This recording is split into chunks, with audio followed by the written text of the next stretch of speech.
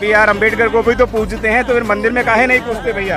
क्यों पूजे सर? बाबा साहब ने हमें आरक्षण दिया है, संविधान लिखा है, भगवान ने हमारे लिए किया आगे हम करें उनके लिए। ठीक है, राम का फोटो एक जगह, बाबा साहब का फोटो नहीं, राम का नहीं दिया हमको, कोई दिया नहीं हमको, राम ने कुछ नहीं दिया है। अच्छा। हाँ, हमको तो नहीं दिया कुछ, हमको जो भी दिया है बाबा साहब ने दिया है, जो कुछ भी दिया है सब बाबा साहब ने।